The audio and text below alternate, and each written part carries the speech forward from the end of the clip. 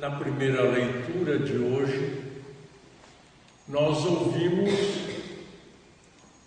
Moisés dizendo ao povo: o Senhor teu Deus fará surgir para ti,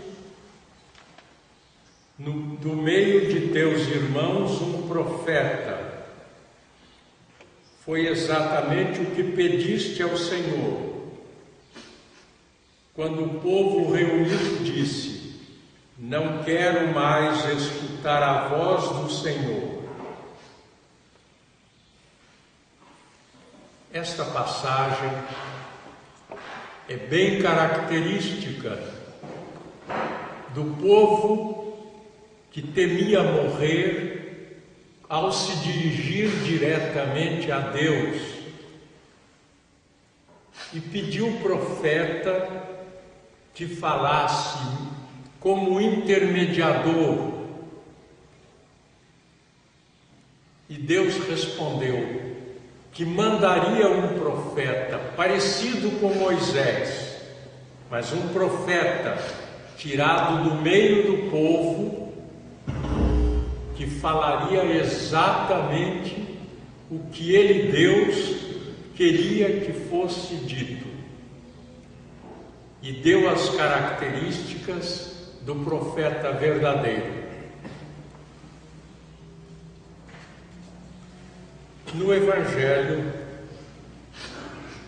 na cidade de Cafarnaum, em dia de sábado, o povo reunido na sinagoga,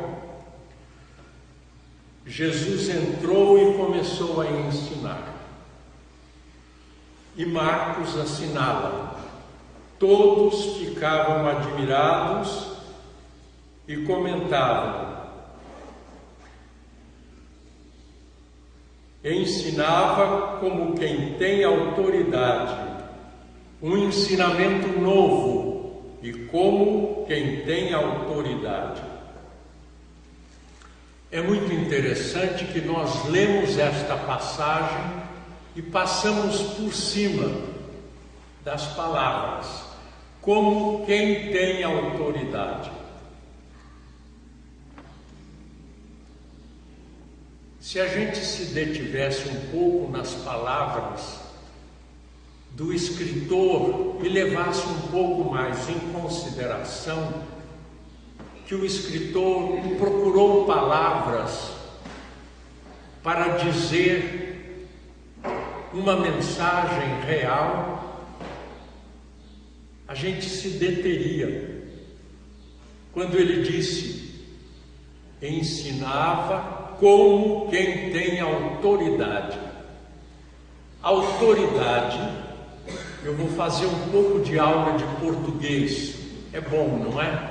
É interessante a gente recordar, voltar aos bancos escolares.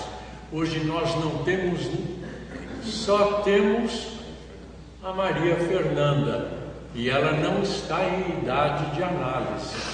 Análise nem gramatical, nem sintática, mas ela já vai aprendendo, ela é muito inteligente. Autoridade, como outras palavras, realidade, em geral as palavras terminadas em dade são palavras que indicam a qualidade do que é. Realidade, qualidade do real. Confere, professora, confere. Que medo. Autoridade. Temos outra professora lá no fundo também. E aqui também, aqui. Também.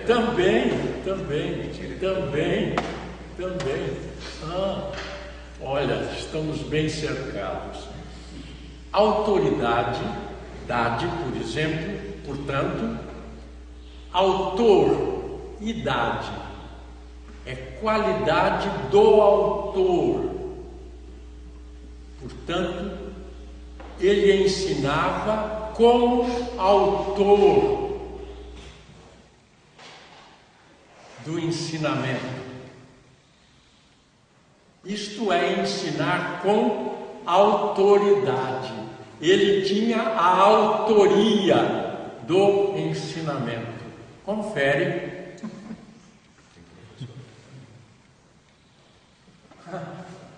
Dr. Jefferson também. O Valdir também. O Jefferson sabe. Não sou professor. Então, e eu conversando com o padre Edgar ontem à noite, trocando ideias sobre a homilia de hoje, eu disse a ele: exousiam, que é a palavra grega usada para autoridade, ousia em grego é substância, essência. E Marcos escreveu que Cristo ensinava exousiam, a partir da essência dele, da substância dele, portanto, a partir da autoria. E os que ouviam percebiam que ele falava a partir da autoria. Ele não estava dando recados, ele não era um menino de recados. Ele era aquele que falava e tinha a vivência do ensinamento. E todos ficavam admirados. Ele não era como os mestres da lei. Isso Marcos, o evangelista, assinalou muito bem, porque ele queria assinalar a qualidade da natureza humana de Cristo. Cristo era um homem dotado de uma natureza especialíssima. Especial não porque não fosse humano, mas de uma natureza humana equilibrada em alto nível. E como é que Marcos prova isso logo abaixo? Dizendo que eles ficavam muito espantados e diziam: ele manda até, por favor, Padre Edgar. Ele manda até nos espíritos maus e eles obedecem. E o Padre Edgar comentava: este pensamento de Marcos era para dizer que os espíritos maus eram, na verdade, a presença do desequilíbrio humano, da nossa natureza desequilibrada. E Cristo mandava nos espíritos maus. Não apenas que ele tinha autoridade ou que ele tinha voz de comando sobre Satanás. Ele é Deus. Não. Marcos não quer falar disto, que ele mandava em Satanás. Deus manda em todas as criaturas. Estamos entendidos? Não. Marcos está ensinando sobre a humanidade salvadora de Cristo, de que modo ele nos salvou. Ele nos salvou a partir da sua natureza humana. Foi a partir dela, bem constituída, bem equilibrada, bem harmonizada,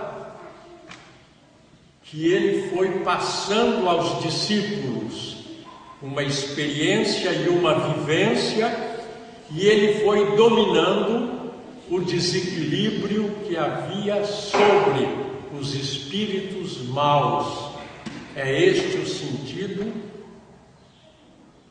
de Marcos, quando ele diz ele expulsava os espíritos, ele tinha mando sobre os espíritos maus.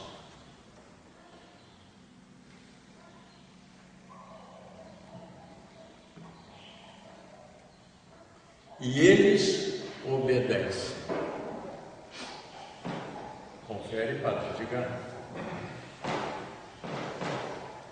Esta é a mensagem básica do Evangelho de hoje. Está claro, Otávio?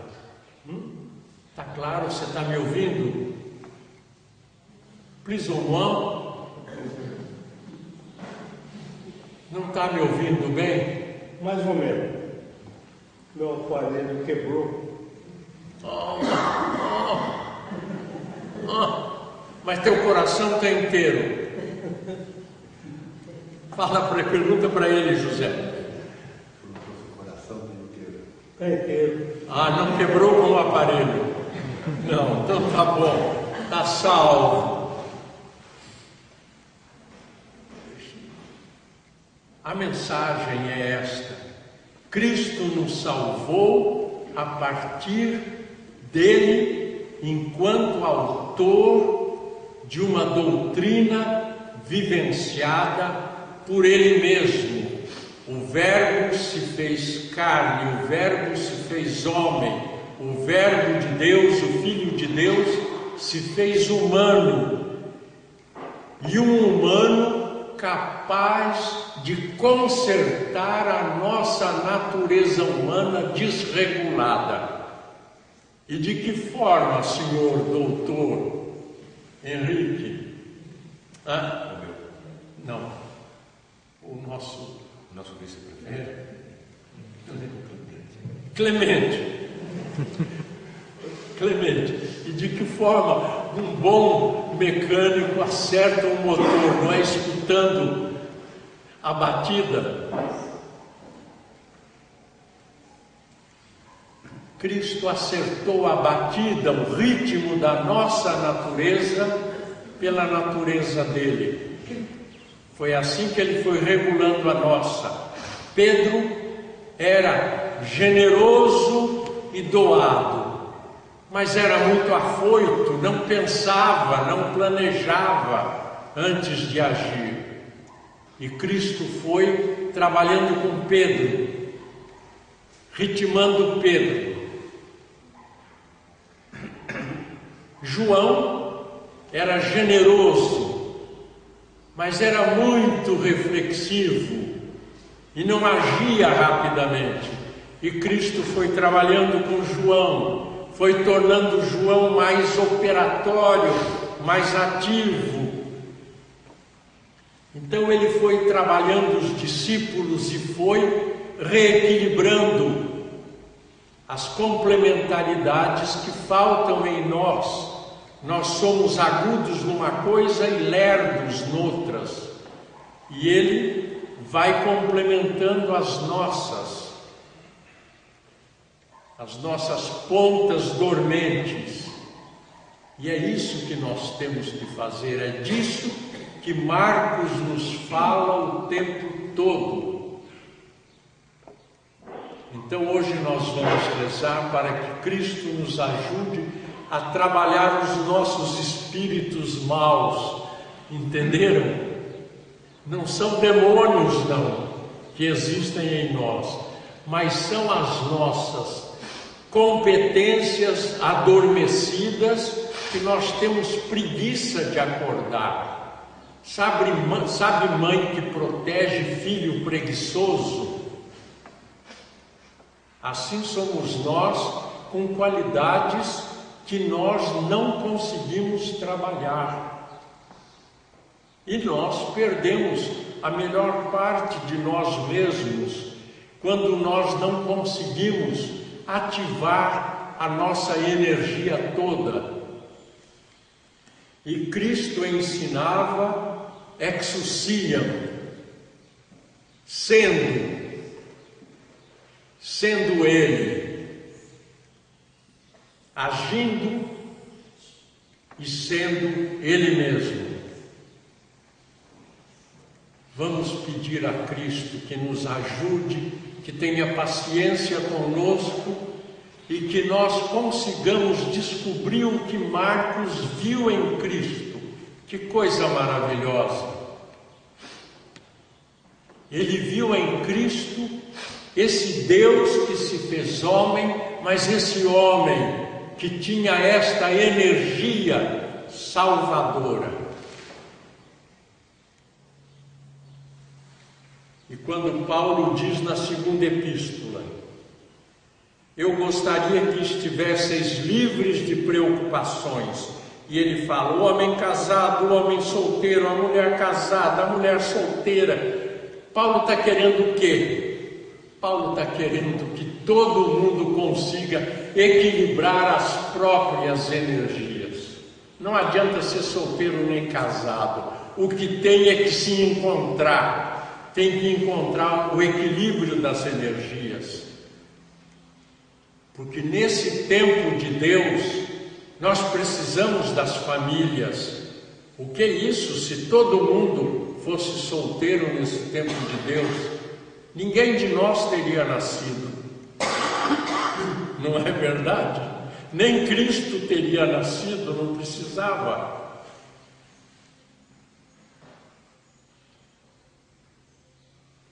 Não é disso que Paulo está falando. Paulo está exatamente querendo dizer, é o que Marcos fala com mais simplicidade a respeito de Cristo. Não sei se ficou claro para isso. Eu sempre tenho que perguntar para ele por quê.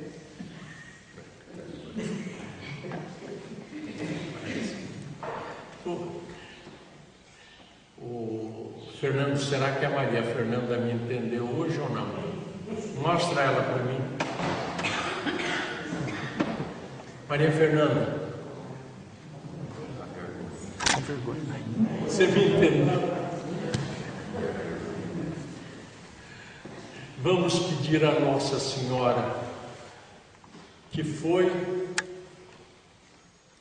a discípula mais próxima de Cristo, a que conseguiu dialogar com Ele da forma mais completa, estabelecer o diálogo humano, quando Ele disse: quem é minha mãe? São aqueles que fazem a vontade do meu Pai. E Ele, Cristo, quem era? Era o obediente perfeito do Pai, como diz São Paulo. E Nossa Senhora era a obediente perfeita do Pai depois de Cristo. O diálogo entre eles devia ser alguma coisa ao entardecer que nós nunca vamos conseguir imaginar, a menos que nós cresçamos e cresçamos e cresçamos. Mas nós podemos ter um pouco dessa aproximação nas nossas amizades, no nosso querer bem, no nosso entendimento cotidiano. Que Deus nos ajude.